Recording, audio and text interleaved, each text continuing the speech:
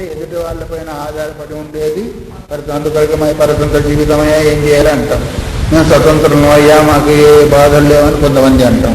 అట్లా ఇక్కడ జ్ఞానానికి సంబంధించిన ఏ క్రియ అయితే ఉందో దాన్ని గురించి బ్రహ్మ స్వతంత్రంగా ప్రవర్తించే అవకాశము లేదు. ఎందుకు అంటే ఆయనకు జ్ఞానానికి సంబంధించిన సామగ్రి లేదు, ఇంద్రియాలు లేవు, సత్వగుణము లేదు, అందువల్ల సర్వజ్ఞం అయ్యడానికి అవకాశం లేదు. తథా అనిత్యం తదితి జ్ఞానక్రియాయా ఉపరమేతాపి బ్రహ్మ తదా సర్వజ్ఞానశక్తిమత్వేనైవ సర్వజ్ఞత్వం ఆపతతి.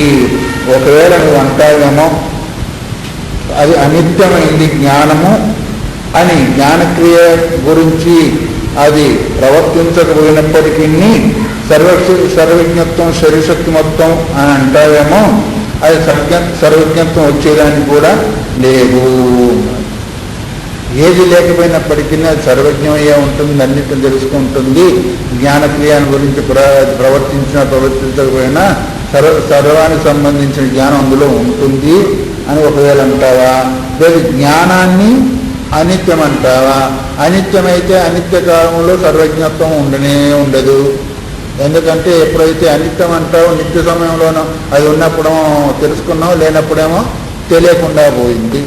అంతేకాకుండా ప్రాగుప్త ఉత్పత్తే సర్వకారణ శూన్యం బ్రహ్మ ఇష్యతే త్వయా. నువ్వేమన్నావు? ఈ సమస్తము ఉత్పన్నమయ్యేదానికి ముందు ఏముంటుందన్నావు? సర్వకారణత్వ శూన్యం, సర్వకారణ శూన్యం బ్రహ్మ అంటే ఏది లేకుండా బ్రహ్మం ఒకటే ఉందన్నారు కదా. ఉత్పత్తికి ముందు ప్రాగుత్పత్తే, ఈ సమస్తం ఉత్పన్నమయ్యేదానికి ముందే ఉందన్నావు. అదేంటి? సర్వకారణం, అన్నిటికీ కారణభూతం అన్నావు, ఒక బ్రహ్మమే ఉందన్నావు. అంతేకాకుండా జ్ఞాన సాధనానాం శరీరేంద్రియాదీనాం అభావే జ్ఞానోత్పత్తి కర్షిత ఉపపన్న. ఇది జ్ఞానం ఎట్లా జరుగుతుంది అంటే జ్ఞానానికి కొన్ని సాధనలు ఉండాలా వద్దా? సాధన లేకుండా నీకు జ్ఞానం కలగదు. ఎట్లా ఉండాలా? శరీరం ఉండాలా, ఇంద్రియాలు ఉండాలా, వస్తువు ఉండాలా, దాని యొక్క సంయోగం కూడా కావాలన్నీ చెప్పుకున్నాం కదా. పరమాత్మ చైతన్యం, ప్రమాణ చైతన్యం, విషయ చైతన్యం ఏకదేశమైనప్పుడు దాని యొక్క జ్ఞానం కలుగుతుంది అని. మరి మీ బ్రహ్మమేమో ఏమన్నారు? ఇది ఉత్పన్నమయ్యేదానికి ముందు ఒకటిగానే ఉంది అన్నారు. సరే, ఒకటిగానే ఉంది, ఆయన జ్ఞానం ఉంది అన్నారు. జ్ఞానం ఉత్పన్నమయ్యేదాని కొరకు కొన్ని సాధనలు కూడా ఉంటాయి. ఆ సాధన లేకుండా బ్రహ్మకి జ్ఞానం ఎట్లా కలిగింది? ఆ జ్ఞానం కలిగిన తర్వాత సర్వజ్ఞత్వం ఎట్లా వచ్చింది? వాటి జ్ఞాన సాధనాలు ఏంటిది అంటే శరీరము, ఇంద్రియాదీనం అభావే. ఆయన శరీరం లేదు, ఇంద్రియాలు లేవు, బుద్ధి లేదు, మనసు లేదు, చిత్తం లేదు, ఏదీ లేదు కదా. ఏది లేకుండా ఎట్లా అజ్ఞానం కలిగింది? ఎవరో అన్నారు మా ఇంట్లో ఏం లేదండి, వంటలు మాత్రం పంచపక్ష పరమన్నా చేసామన్నాడంటే ఎవడో అవుతుందా? ఎక్కడన్నా ఇంట్లో ఏం లేకుండా పంచపక్ష పరమన్నాడు వంట చేయగలుగుతారా? సాధన ఉంటే చేస్తారు, లేకపోతే లేదు. అట్లా మీ బ్రహ్మానికం ఏం లేదు, సర్వజ్ఞత్వం ఉంటే మేము ఎట్లా ఒప్పుకోవాలా? శరీరాలు లేవు, ఇంద్రియాలు లేవు, అభావే జ్ఞానోత్పత్తి కసిజిత్ ఉపపన్న. ఈ జ్ఞాన సాధనాలు లేకుండా ఎక్కడ కూడా జ్ఞానం ఉత్పన్నమైందనేది ఏ శాస్త్రం కూడా చెప్పడము లేదు, ఎక్కడ కూడా మన అనుభవానికి రావడం లేదు. అందువల్ల బ్రహ్మ కారణం అయ్యేదానికి అవకాశమే ఉండదు. ఎందుకంటే జ్ఞానము లేదు, జ్ఞాన సాధనము లేదు. తర్వాత అపిచ ఇంకా కూడా తీసుకుని వస్తున్నాడు. ప్రధానస్య అనేకాత్మకస్య పరిణామ సంభవాత్ కారణత్వోపత్తి మృదాధిపతు. మరి మా మీ ప్రధానం ఎట్లా అవుతుందని ఒకవేళ అడుగుతానేమో.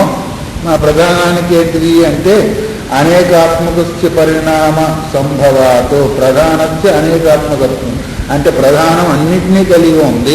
ఎందుకంటే సత్వగుణం ఉంది అంటే అన్నికంటే అర్థమేమి? జ్ఞాన సాధనాలు అన్నీ కలిగి ఉంది, సత్వగుణం ఉంది, క్రియాకలాపాలంతా కూడా ఉంది. కాబట్టి పరిణామ సంభవాత్ ఇదేం పరిణామం కూడా చెందుతుంది.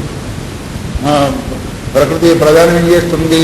ఈ బ్రహ్మం మాది ఊరికి ఉండి అయిందంటే అయ్యేది కాదు, ఇది పరిణామం కూడా చెందుతుంది. పరిణామం ఇప్పుడు కార్యానికి కారణం ఉండాలి వద్దా? మరి ఉపాదాన కారణం కూడా ఉండాలి వద్దా?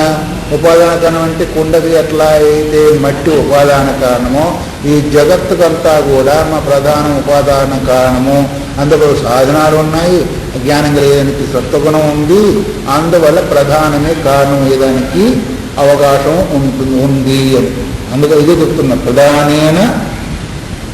ప్రధానస్య అనేకాత్మకస్య. అనేకాత్మక అంటే అనేకమైన సాధనలు ప్రధానంలో ఇముడి ఉన్నాయి.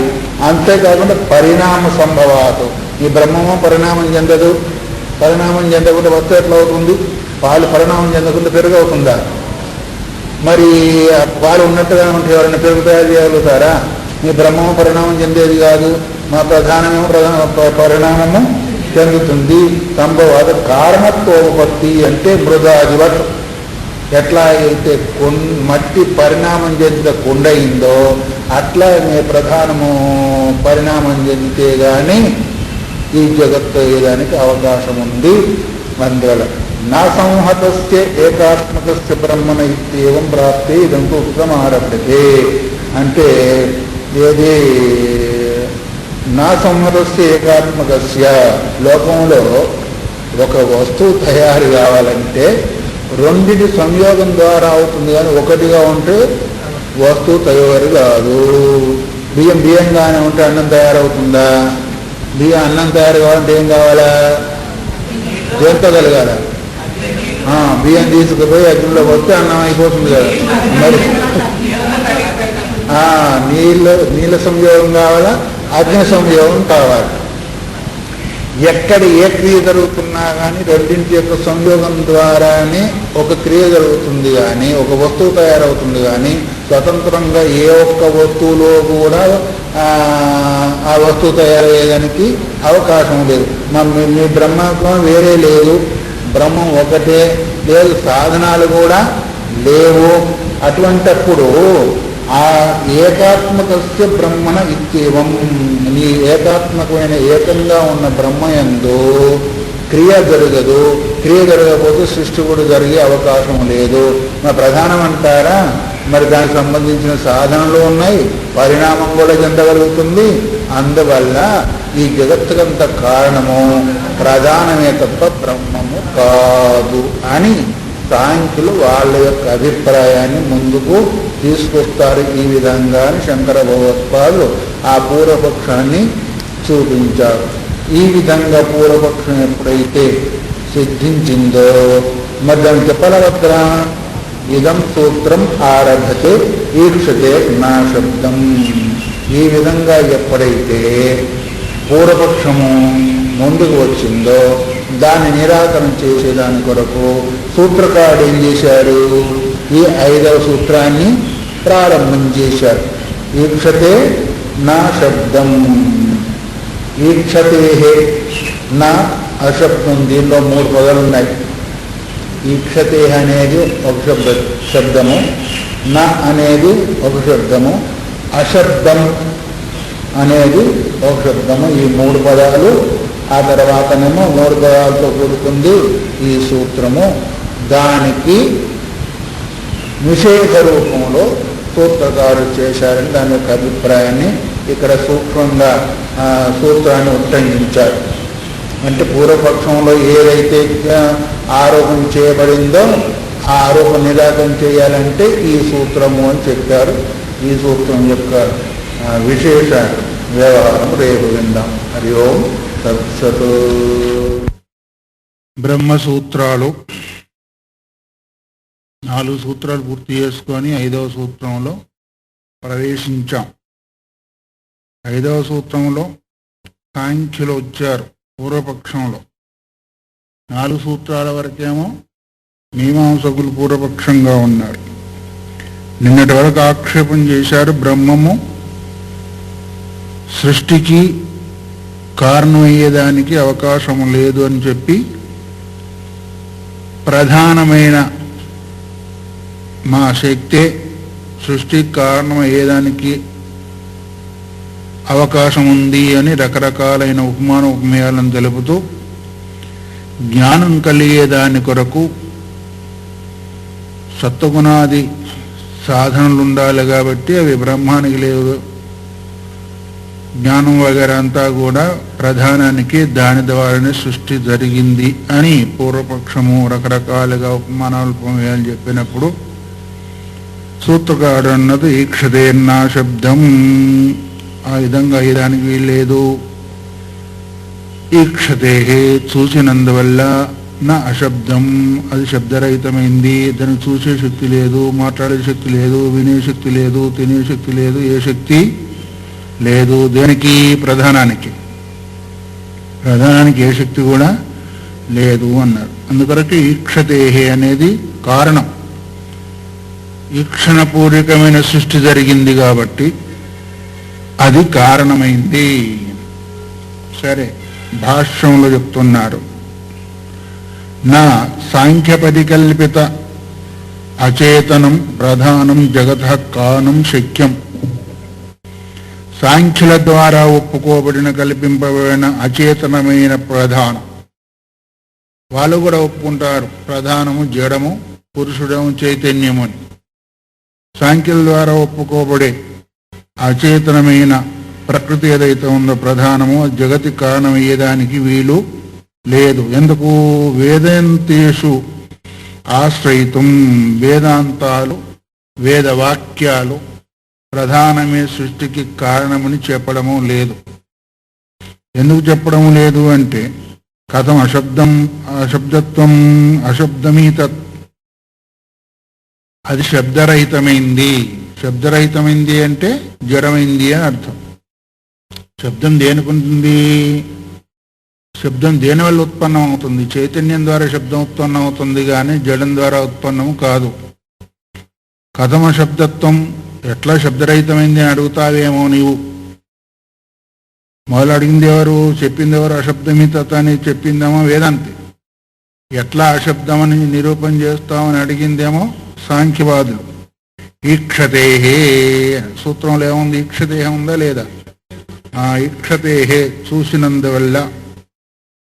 చూసే శక్తి ప్రధానానికి లేదు, ఎందుకంటే అది జడం. అందువలన ఈక్షతే ఈక్షత్రత్వ శ్రవణాతో కారణస్య. శాస్త్రం ఏం చెప్పింది, వేదం ఏం చెప్పింది అంటే కారణము ఈక్షితత్వ శ్రవణాతో తదైక్షత ముందు వస్తుంది. అది చూసింది. లోకాన్ను అసృజత, ఏకాకి నారేమే, అది ఒకరిగా ఉండలేకపోయింది, అది చూసింది, తర్వాత సృష్టి చేసింది. అంటే చూడడం వగర చైతన్యం యొక్క కార్యమా, కర్తవ్యమా, లేదు జడం యొక్క కర్తవ్యమా? చేతనానికి ఈక్షితృత్వం ఉంటుంది కానీ జడానికి ఈక్షితృత్వం అనేది ఉండదు. చూసే పని దానికి ఉండదు. కథం ఎలా అంటావేమో. ఏమం శ్రూయతే, వేదం ఏం చెప్తుంది అంటే, వేదాంతం ఏం చెప్తుంది అంటే, ఉపనిషత్తు వాక్యం ఏం చెప్తుంది అంటే, సదేవ సౌమ్య ఇదమగ్ర ఆసీత్ ఏకమేవ అద్వితీయం. సౌమ్య చేతకేశుడికి బుద్ధాలకుడు చెప్పిన మాట, ఓ సౌమ్య, ఇదం అగ్ర సదేవ ఆసీత్ ఏకం ఏవ అద్వితీయం. ఇదం అని శబ్దం ద్వారా చెప్పబడేది ఏంటిది? ఈ ప్రపంచమంతా కూడా ఏకం ఏవ ఆసీత్, అగ్రే, అగ్రే అంటే సృష్టికి పూర్వము ఒకటిగానే ఉండింది. ఇదం శబ్దవాచ్యమైన జగత్తంతా కూడా, బ్రహ్మాండాలంతా కూడా ఒకటి ఏకంగానే ఉండింది, నానా రకాలుగా లేదు. అందువల్ల అది కూడా అద్వితీయమైన తద్రూపమే ఉండింది, అసద్రూపంగా ఉండింది కాదు. తద్రూపమైన పదార్థం ఒకటిగానే ఉండింది, అసత్ పదార్థం ఒకటి లేదు. ఇదం శబ్దం ద్వారా చెప్పబడే జగత్తంతా కూడా లేనే లేదు అని ఇది ఉపక్రమం అంటే మొదలుపెట్టారు. ఈ రకంగా ఈ మంత్రంతో సృష్టి యొక్క క్రమాన్ని మొదలు చేసి తదైక్షత బహుశ్యాం ప్రజాయేయ ఇది, అదైక్షత అది చూసింది, తర్వాత సంకల్పం వచ్చింది, ప్రజాయేయ బహుశ్యాం సమస్త సృష్టిని చేసేదానికి నేను అనేక రూపములుగా అవుతునుగాక అని ఈ విధంగా సంకల్పం కూడా పెట్టి మూలం ఈక్షణ చూసింది, తర్వాతనేమో సంకల్పం చేసింది, నేను ఒకన్నగా ఉన్నాను, అనేకమవుతుంగా కానుకుంది. తేజో సృజత, తర్వాతనేమో తేజస్సును సృష్టి చేసింది. తేజస్సు ఏంటిది? అగ్ని. అంటే మొట్టమొదటి సృష్టి ఏంటిది? అగ్ని అనేది. తర్వాత ఇంకోటి ఏంటిది? తత్ర ఇదం శబ్దవాచ్యం నామరూప వ్యాకృతం జగత్ ప్రాగుత్పత్తే. ఇదం శబ్దం ద్వారా చెప్పబడేది ఏంటిది? ఈ జగత్తు అదేంతో కూడుకుంది? నామరూపాలతో వ్యాకృతం అంది. అంటే అవ్యాకృతంలో ఉంది, వ్యాకృతంలోకి వచ్చింది. మొట్టమొదటి అవ్యాకృత రూపంలో ఉంది, నామము లేదు, రూపము లేదు, ఒకటిగా ఉంది. మట్టిగా ఉన్నప్పుడు ఏకరూపంగా ఉంది, కానీ రకరకాలైన నామాలు రూపాలు ఉన్నాయా? దానికి లేవు. కానీ అందులో నుంచే నామాలు రూపాలు వచ్చినాయి లేవా? మట్టికి ఏ నామరూపము లేదు, కానీ మట్టిలో నుంచే రూపాలు వచ్చినాయి, దాంతో నామాలు కూడా వచ్చినాయి అన్నారు. అయితే అవ్యాకృతంగా ఉన్న మట్టి వ్యాకృతంగా ఎట్లా ఇది నామరూపాలు వచ్చినాయో అట్లాగే ఇదం శబ్దవాచ్యం అంటే ఇదం శబ్దం చేత చెప్పబడే ఈ సమస్త బ్రహ్మాండాలంతా కూడా నామరూప వ్యాకృతం జగత్ప్రాగుతుత్పత్తే. నామరూప వ్యాకృతం, నామరూపాలతో కూడుకుంది.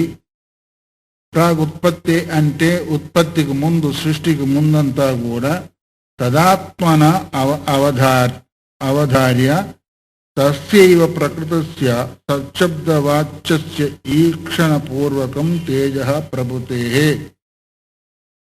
ఆ జగత్తు ఉత్పత్తికి ముందే ఉంది, నామరూపాలు లేకుండా ఉంది. ఇది కనిపించినప్పుడు, వ్యక్తమైనప్పుడు ఏమైంది? నామరూపాలతో కూడుకుంది. అయితే ముందే ఉంది, సత్పదార్థం ఒకటి మాత్రమే ఉండింది, మిగతాదంతా కూడా లేదు. కాబట్టి అవధార్య తస్యైవ ప్రకృతస్య సచ్చబ్దవాచ్యస్య ఈక్షణపూర్వకం తేజః. ఆ సద్రూపంలో చెప్పబడే, సత్పదార్థంతో చెప్పబడే, సద్ అనే శబ్దం ద్వారా చెప్పబడే ఆ సత్పదార్థం ఏం చేసింది? ఈక్షణపూర్వకం తేజః ప్రభుతే అస్రష్టృత్వం దర్శయతి అన్నారు. మొదలు చూసిన తర్వాత తేజ ప్రభృతి అంటే తేజస్సు మొదలుకొని మిగతా ఏంటి? జలము, పృథివీ, వాయు ఎక్కడి నుంచి వచ్చింది? వాయు పైపు వాయు.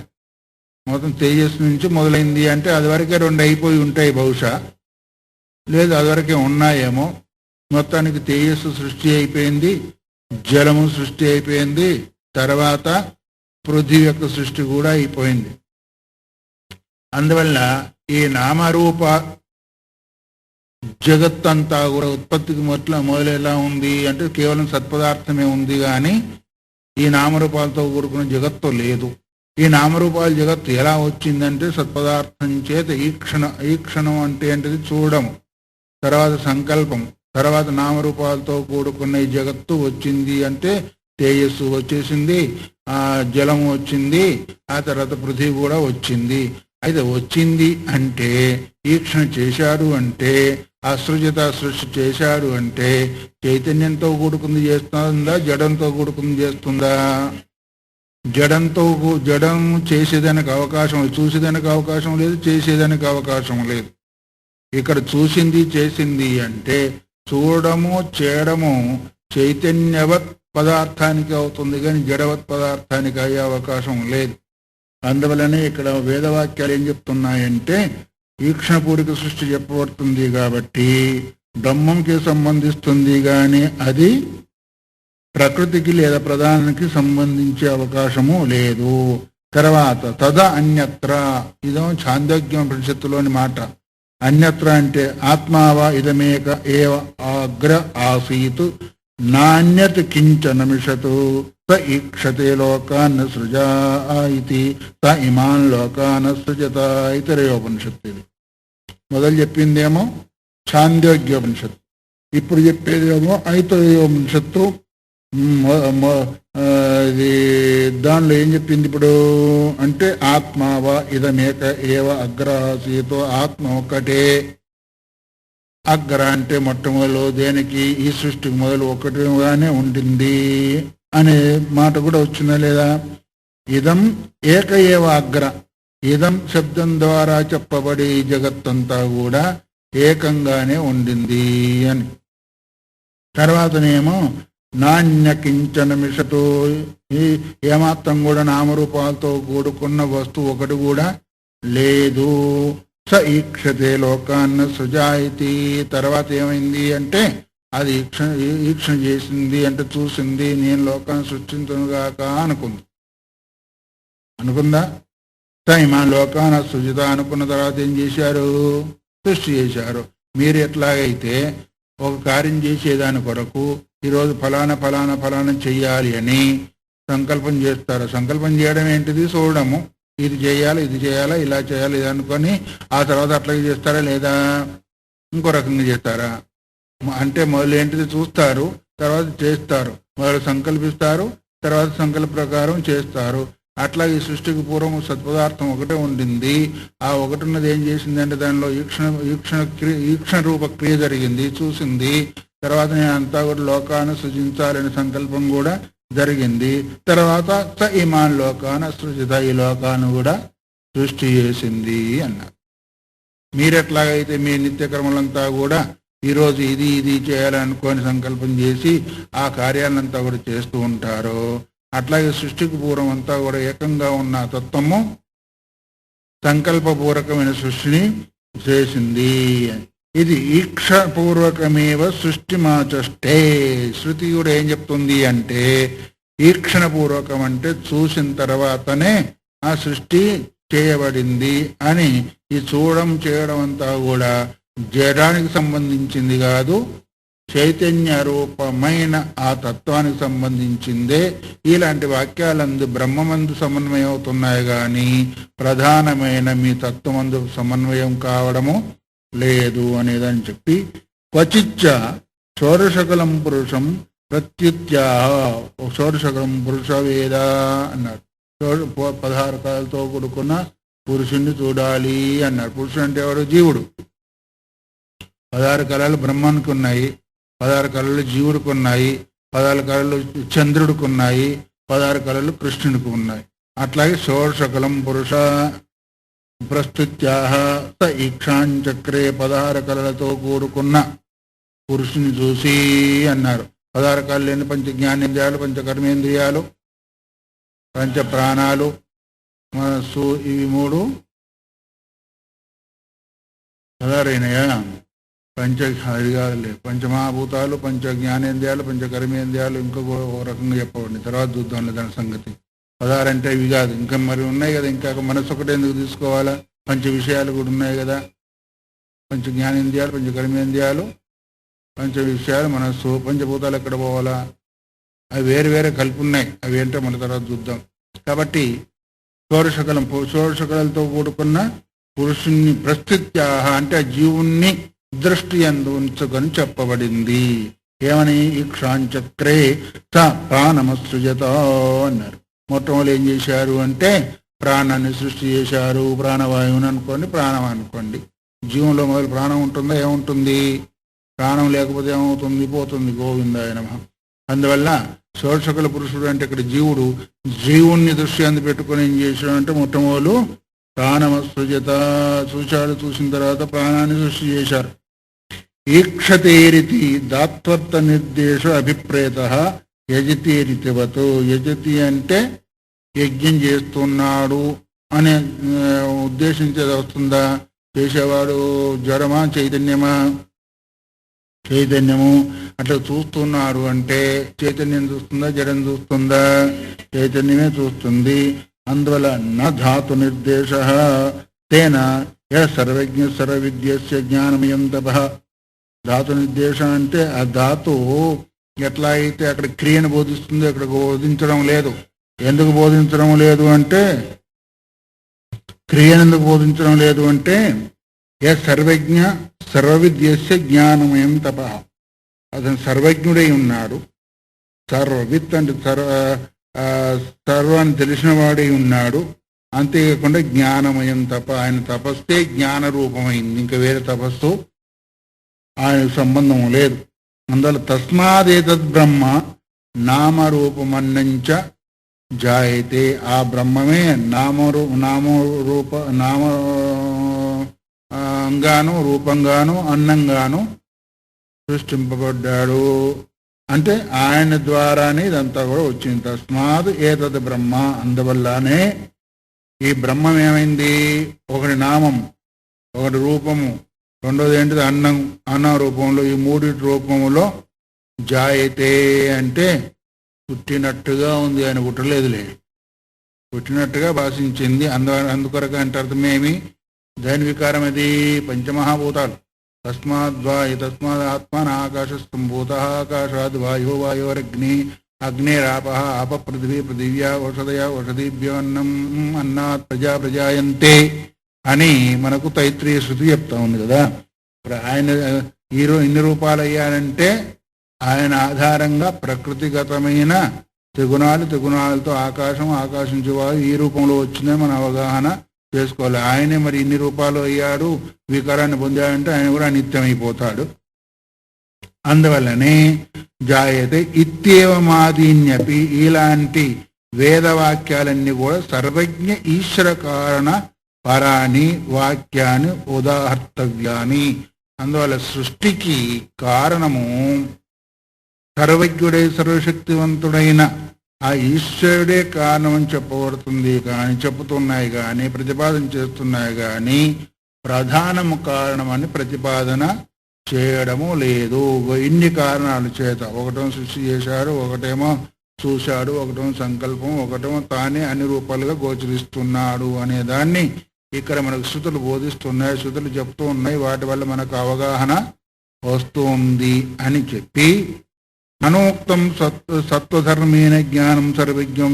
నిన్నేమన్నాడు? రకరకాలుగా ఇది అభండాలు వేశాడు కదా, మీ బ్రహ్మానికి బుద్ధి లేదు, అందుకొరకు జ్ఞానం లేదు, సత్వగుణం లేదు, అందుకొరకు జ్ఞానం లేదు అని రకరకాలు బోధించాడు కదా, అది ఆక్షేపం చేశాడు కదా. అంటే జ్ఞాన సాధనాలే అసలు లేవు, జ్ఞానం ఎలా కలుగుతుంది? అందుకొరకు సర్వజ్ఞుడే అవకాశం కూడా లేదు అని కూడా ఆక్షేపం చేశాడే లేదా? నాను ఉక్తం సత్వధర్మేణ జ్ఞానేన సర్వజ్ఞ. సత్వధర్మం ఏంటిది? జ్ఞానం. ఆ జ్ఞానం కలిగి ఉన్నవాడే సర్వజ్ఞుడు, ప్రధానం భవిష్యతీతి. ఆ సత్వధర్మం కలిగింది ప్రధానము, దానికే జ్ఞానం ఉంటుంది. సత్వధర్మం బ్రహ్మానికి లేదు, అందువల్ల దానికి జ్ఞానము లేదు. అంటే బ్రహ్మానికి జ్ఞానం లేదు, మనకే జ్ఞానం ఉంది. నిన్న వాళ్ళు ఏమన్నారు? జడానికి ఉందన్నారు, బ్రహ్మంకు లేదన్నారు. అవును, మరి జడానికి జ్ఞానం ఉంది, బ్రహ్మకు జ్ఞానం లేదు. జ్ఞానం అంటే ఇదంతా ఎందుకు అయ్యేది? ఆయనకు ఇదంతా సృష్టి అయ్యేదే కాదు అని ఆక్షేపం చేశాడు లేదా? చేశారు. కాబట్టి ప్రధానానికి సత్వధర్మం ఉంది కాబట్టి అదే ఇదంతా చేసేదానికి అవకాశం ఉంటుంది అని. తన్నోపపద్యతే, ఆ విధంగా అయ్యేదానికి అవకాశం లేదు. ఎందుకంటావా? నహి ప్రధానావస్థాయాం గుణసామ్యతో సత్వధర్మో జ్ఞానం భవతి. ప్రధానం ఏంటంటారు? మూడు గుణాల యొక్క సామ్యావస్థను ప్రధానమన్నారు. మరి జ్ఞానం కలగాలంటే ప్రధాన అవస్థలో అవుతుందా, వికృత అవస్థలో అవుతుందా? ప్రధాన అవస్థలో కాదు. అది వికారం బయటికి రావాలి అంటే, వికారం చెందాలంటే దానిలో వ్యత్యాసం జరగాల. దానిలో పురుష సంయోగం ద్వారా మూడు గుణాల్లో వ్యత్యాసం జరిగినందువల్ల సృష్టి జరుగుతుంది. ఇప్పుడు జ్ఞానం కలగాలి అంటే ప్రధాన అవస్థలో అది జ్ఞానం కలిగే అవకాశం లేదు. అది మళ్ళీ వికారాన్ని చెందితే గాని జ్ఞానం కలిగేదానికి అవకాశం ఉంటుంది, వ్యత్యాసం రాల. అందుకొరకు జ్ఞానం సంభవతి. ఎందుకు అంటే గుణసామ్యావస్థ ధర్మం జ్ఞానం సంభవతి అంటే ప్రధానావస్థాయం గుణసామ్యాతు. ప్రధానంగా ఉన్నప్పుడు గుణాలు సమానంగా ఉన్నాయి, దానిలో వేరు వ్యత్యాసం రాలేదు. అందువల్ల అక్కడ సత్వగుణం ద్వారా జ్ఞానం కలిగే అవకాశము లేదు. ఇప్పుడు అందరూ సమానంగా ఉన్నప్పుడు ఎవరిని కాదంటావు, ఎవరిని అవునంటావు?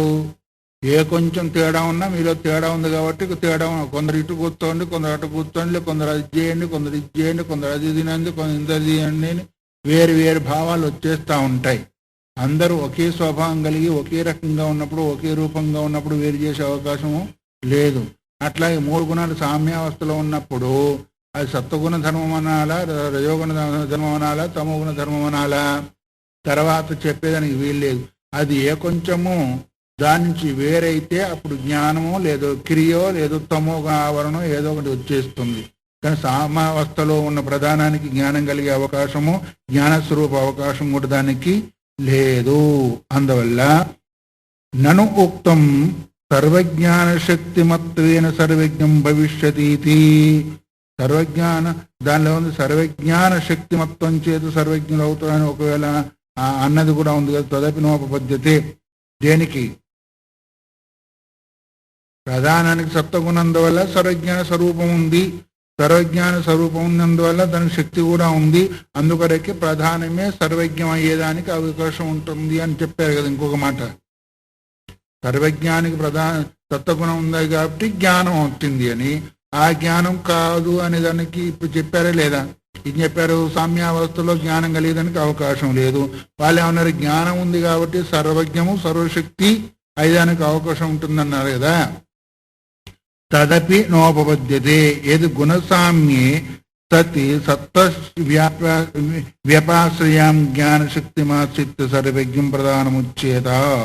కామం రజస్తమో వ్యాపాశ్రయామపి జ్ఞాన ప్రతిబంధక శక్తిమాశ్రిత్య కించిత్ జ్ఞముచ్చేత అన్నాడు. ఇక్కడ రెండింటిని గుణం చేశాడు. వాళ్ళు ఏమన్నారంటే సత్వగుణం ఉన్నందువల్ల జ్ఞానం ఉందన్నారు కదా. జ్ఞానం ఉన్నందువల్ల సర్వజ్ఞత్వము సర్వశక్తిమత్వం ప్రధానంలో వచ్చింది అని చెప్పారు. సరే, ఇప్పుడు మరి ఆ విధంగా ప్రధానావస్థలో ఉన్నప్పుడు సర్వజ్ఞత్వం సర్వశక్తిమత్వం వస్తే